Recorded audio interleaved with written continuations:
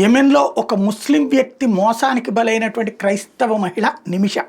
కేరళకి సంబంధించిన ఆమె భర్త, పిల్లలు అందరూ ఉన్నారు. ఆమె ఒక నర్సు. తర్వాత అక్కడ ఒక మెడికల్ సర్వీసెస్ ఏజెన్సీ నడిపింది. ఆ సందర్భంగా కోట్ల రూపాయలు డబ్బులు వస్తూ వచ్చినాయి. అయితే అక్కడున్న చట్టాల ప్రకారం ఏజెన్సీ నడపాలంటే స్థానికుడైనటువంటి వ్యక్తిని కూడా పార్ట్నర్గా చేసుకోవాలి, మనం పెట్టుబడులు పెట్టినా సరే. అందుకోసమని చెప్పి అక్కడున్న ఒక ముస్లిం వ్యక్తిని పార్ట్నర్గా పెట్టుకుంటే ఆ తర్వాత ఆమె భర్త, బిడ్డ కేరళ వెళ్ళిన సమయంలో ఆమెని నేను నికా చేసుకున్నానని బలవంతంగా ఆమెని ఇంట్లో పెట్టేసుకుని, నువ్వు నా పార్ట్నర్ అంటే ఇక్కడ నా భార్యగా నువ్వు ఫిక్స్ అయినట్టే అని చెప్పి చుట్టుపక్కల వాళ్ళతో కూడా అదే చెప్పి నా బీబీ అని చెప్పేసి ఆమెని చివరికి భర్త, కూతురు దగ్గరికి వెళ్ళనీయకుండా కేరళ వెళ్ళిపోతాను, పోనీ ఈ ఆస్తి అంతా నువ్వు తీసుకో అన్నా సరే లాభం లేదు, నువ్వు ఉండాల్సిందే, నాతో కాపురం చేయాల్సి అని వేధించి చివరికి ఆ భర్తని వీళ్ళని ఫోన్లు కూడా ఎత్తనివ్వకుండా చేసి వాళ్ళు వస్తే జైల్లో పడేపిస్తామని చెప్పి హెచ్చరికలు జారీ చేస్తే చివరికి ఆమె అతనితో కాపురం చేయాల్సి వచ్చింది ఒక ఏడాది పాటు. చివరికి అతన్ని తన దగ్గర ఉన్నటువంటి మత్తు ఇంజెక్షన్ ద్వారా అతన్ని పడుకోబెట్టి దేశం వదిలిపెట్టి వెళ్ళిపోవడానికి ప్లాన్ చేసుకుంది.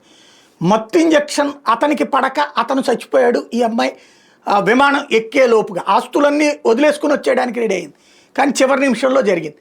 దాంతో ఎయిర్పోర్ట్లో ఉండగా ఆమెని అరెస్ట్ చేసి జైల్లో పెట్టారు, ఉరిశిక్ష వేసింది అక్కడ ఉన్నటువంటి కోర్టులో. ఎందుకంటే అక్కడ అమ్మాయి హింసకి గురైతే అమ్మాయిదే తప్పు తప్పించి మగవాడికి తప్పు కాదు.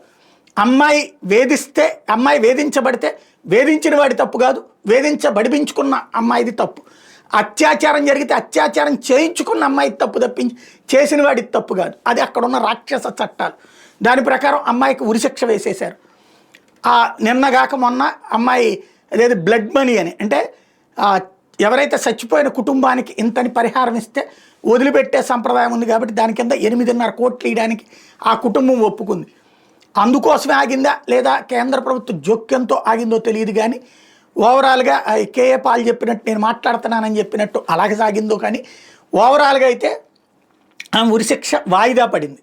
మన దేశంలో చట్టాల ప్రకారం ఉరిశిక్ష వాయిదా పడితే ఆ తర్వాత వెయ్యరు. ఎందుకంటే ఒకసారి ప్రాణాల మీద దాకా చివరి దాకా వెళ్ళాక ఆగటం అంటే ఇక అతనికి ఉరేయకూడదు, ఇక జీవితంలో ఉరేయకూడదు అన్నట్టు రూల్ ఉంది.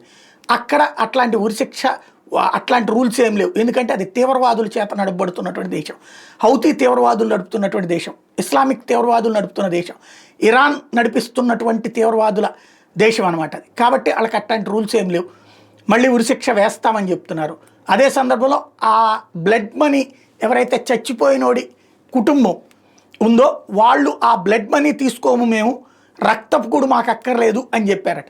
వాళ్ళ ఆయన లేకపోతే ఆ చచ్చిన మగవాడు ఈ అమ్మాయిని వేధించినప్పుడు అది రక్తపు కూడు కాదు, ఈ అమ్మాయి సంపదంతా దోచుకున్నప్పుడు అది రక్తపు కూడు కాదు. వీళ్ళు ఇప్పుడు వాడు చచ్చిన తర్వాత ఇస్తానన్న పరిహారం రక్తపు కూడు. అది న్యాయం. తల్లి బిడ్డ న్యాయం అందామా లేకపోతే ఇదొక తరహా మత న్యాయం అందామా ఎవరికి అర్థం కాదు.